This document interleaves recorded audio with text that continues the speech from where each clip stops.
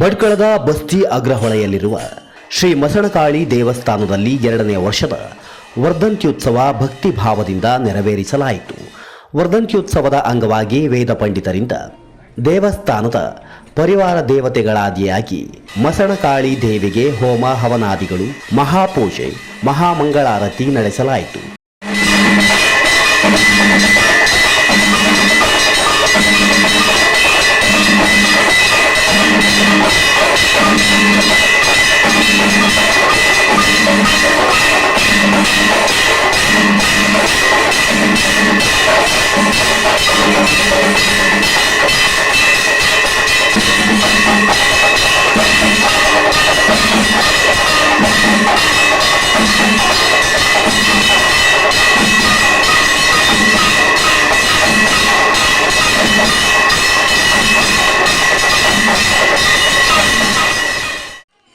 ಈ ದೇವತಾ ಕಾರ್ಯಕ್ರಮದಲ್ಲಿ ಕುಮಾರಿಕಾ ಪೂಜೆ ನೆರವೇರಿದ್ದು ಸನಾತನ ಸಂಸ್ಕೃತಿ ಹೆಣ್ಣಿಗೆ ನೀಡುವ ಸ್ಥಾನಮಾನವನ್ನು ಎತ್ತಿ ತೋರಿಸುವಂತಿತ್ತು.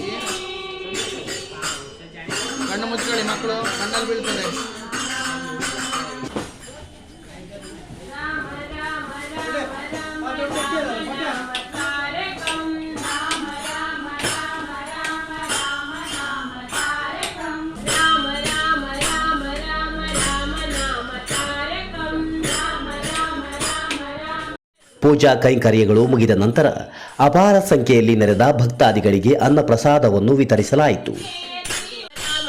ಈ ದೇವಸ್ಥಾನದ ವಿಶೇಷತೆ ಅಂದರೆ ಅನೇಕ ಸಂಕಷ್ಟಗಳನ್ನು ಹೊತ್ತು ಬಂದ ಭಕ್ತಾದಿಗಳು ಅತ್ಯಂತ ತ್ವರಿತವಾಗಿ ಪರಿಹಾರ ಕಂಡುಕೊಂಡಿದ್ದು, ಕೆಲವು ಪ್ರಕರಣಗಳು ಹೀಗೂ ಉಂಟೆ ಅಂತ ಅನ್ನಿಸುವಷ್ಟು ವಿಶೇಷತೆಯನ್ನು ಹೊಂದಿವೆ.